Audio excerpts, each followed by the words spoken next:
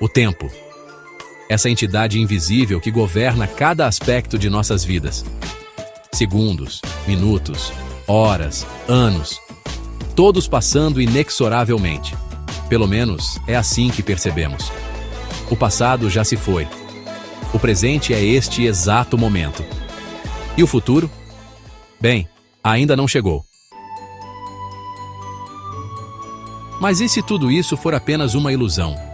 E se, ao contrário do que nossa intuição nos diz, o passado, o presente e o futuro existirem todos simultaneamente? A ideia de que os eventos ocorrem em uma sequência linear parece óbvia para nós. Nascemos, vivemos e morremos. As causas precedem os efeitos. Não podemos alterar o passado nem conhecer o futuro com certeza. Esta é a visão que formou a base de nossa compreensão do universo por milênios. Até que a mecânica quântica entrou em cena e virou tudo de cabeça para baixo. Para Isaac Newton, o tempo era absoluto, fluindo uniformemente, sem relação com qualquer coisa externa. Era como um rio constante, o mesmo para todos os observadores em qualquer lugar do universo. Então, no início do século XX, Einstein revolucionou nossa compreensão com suas teorias da relatividade. De repente, o tempo deixou de ser absoluto. Ele pode se dilatar, se comprimir e se entrelaçar com o espaço, formando o tecido do espaço-tempo. O tempo passa mais devagar em campos gravitacionais intensos ou em velocidades próximas à da luz. Em um buraco negro, por exemplo, o tempo praticamente para. Um astronauta que sobrevivesse perto do horizonte de eventos de um buraco negro poderia experimentar apenas alguns minutos, enquanto na Terra se passariam anos ou décadas. Mas mesmo com essas revoluções, ainda prevalecia a noção de causalidade, a ideia de que eventos ocorrem em uma sequência determinada, do passado para o futuro. Porém, na escala subatômica, nas profundezas do mundo quântico, algo ainda mais estranho parece acontecer com o tempo. A mecânica quântica, desenvolvida no início do século XX, desafiou praticamente tudo o que pensávamos saber sobre a realidade. O princípio da incerteza de Heisenberg, a dualidade onda-partícula, o emaranhamento quântico, todos esses conceitos questionam nossa compreensão intuitiva do mundo. Talvez o mais famoso exemplo seja o experimento da dupla fenda, onde partículas individuais parecem passar por dois lugares simultaneamente, criando um padrão de interferência como se fossem ondas. Mais estranho ainda, quando observamos para ver por qual fenda a partícula realmente passa, ela decide se comportar como uma partícula simples. É como se a partícula soubesse que está sendo observada. Outro fenômeno perturbador é o emaranhamento quântico, que Einstein chamou de ação fantasmagórica à distância. Duas partículas podem ficar tão intrinsecamente conectadas que, mesmo separadas por bilhões de anos-luz, uma sabe instantaneamente o que acontece com a outra. Mas o que isso tem a ver com o tempo? No mundo quântico, a seta do tempo, essa direção inequívoca do passado para o futuro, parece se tornar borrada, até mesmo irrelevante. E é aqui que chegamos ao experimento que questiona fundamentalmente nossa compreensão da realidade temporal. Em 1978, o físico John Wheeler propôs um experimento que ficou conhecido como experimento da escolha retardada. É uma variação do experimento da dupla fenda, mas com uma reviravolta que questiona a própria natureza da causalidade. Aqui está como funciona. Imagine uma fonte que emite um único fóton, a menor unidade de luz possível. Este fóton passa por um divisor de feixe, que essencialmente cria uma superposição quântica, colocando o fóton em dois caminhos diferentes simultaneamente. Esses caminhos eventualmente se recombinam antes de chegarem a um detector. Dependendo da configuração do experimento, podemos escolher observar comportamento de onda, que é o padrão de interferência, ou comportamento de partícula, que é o caminho definido. A parte realmente fascinante é que podemos fazer essa escolha depois que o fóton já entrou no aparato, mas antes dele chegar ao detector final. Isso significa que decidimos como medir o fóton depois que ele decidiu como se comportar. O mais surpreendente? O fóton parece saber antecipadamente qual medição escolheremos e se comporta de acordo.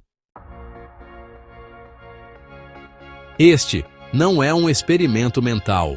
Foi realizado diversas vezes desde a década de 1980, com variações cada vez mais sofisticadas. Em 2007, físicos franceses realizaram uma versão onde a escolha retardada era feita a 48 km de distância do ponto onde o fóton entrou no aparato. Os resultados foram consistentes com as previsões da mecânica quântica. De alguma forma, a decisão feita no futuro parece influenciar o comportamento da partícula no passado. O que os resultados nos dizem? Quando os cientistas escolhem medir o comportamento de onda, observam um padrão de interferência, como se o fóton tivesse viajado por ambos os caminhos simultaneamente. Quando escolhem detectar por qual caminho específico o fóton passou, o padrão de interferência desaparece, como se o fóton tivesse decidido tomar apenas um caminho. O aspecto realmente perturbador é a relação temporal. Pelos nossos conceitos tradicionais, o fóton deveria ter decidido como se comportar quando encontrou o divisor de feixe, no passado. Mas parece que essa decisão é influenciada por algo que só acontecerá no futuro, nossa escolha de medição. Uma interpretação possível é que o tempo, como o concebemos, é uma construção limitada. Na realidade quântica, passado, presente e futuro não são separados, mas existem em um contínuo interconectado. Isso alinha-se com uma visão conhecida como universo bloco ou eternalismo, onde todos os pontos no tempo são igualmente reais. Nessa perspectiva, o fluxo do tempo, como o experimentamos, seria apenas a forma como nossa consciência navega através desse bloco de 4 dimensões. Se o tempo não flui da maneira que pensamos, quais são as implicações? A primeira e mais profunda é o questionamento do livre-arbítrio. Se futuro, presente e passado coexistem, nosso senso de escolha seria apenas uma ilusão? Ou talvez tudo seja ainda mais complexo. Alguns físicos, como Hugh Everett, propuseram a interpretação de muitos mundos da mecânica quântica. Nessa visão, cada possibilidade quântica se ramifica em um universo paralelo. Não haveria um único futuro determinado, mas infinitas possibilidades coexistindo. O físico Julian Barbour vai além e sugere que o tempo não existe como um fluxo, mas como uma coleção de agoras, momentos congelados que contêm toda a informação do universo naquele instante. Nossa experiência de movimento e mudança seria apenas relações entre esses diferentes agoras. Para a ciência prática, estas descobertas estão moldando novos campos como a computação quântica, onde estados sobrepostos são explorados para realizar cálculos impossíveis para computadores tradicionais. Mais profundamente, desafiam nossa compreensão da causalidade, o princípio de que causas sempre precedem efeitos. Se os efeitos podem, de alguma forma, influenciar suas próprias causas, toda a nossa estrutura lógica para entender o universo precisaria ser revisada. Então, o que podemos concluir? O experimento da escolha retardada não nos dá respostas definitivas, mas nos força a questionar pressupostos fundamentais sobre a natureza da realidade. Talvez o tempo linear seja apenas uma ilusão criada por nossos cérebros para dar sentido a um universo muito mais complexo do que podemos intuir. Talvez o presente, passado e futuro sejam faces diferentes de uma mesma realidade multidimensional. Ou talvez estejamos apenas arranhando a superfície de algo ainda mais profundo, algo que nossos limitados cérebros humanos, evoluídos para sobreviver na savana africana, não conseguem compreender completamente. O que sabemos com certeza é que no nível mais fundamental da realidade, o universo é muito mais estranho, mais misterioso e mais fascinante do que jamais imaginamos.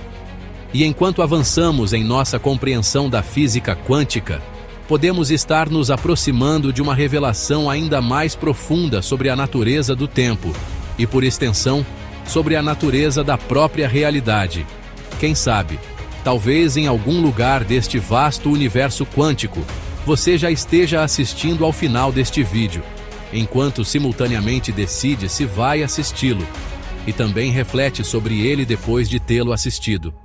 Tudo ao mesmo tempo, em um eterno agora.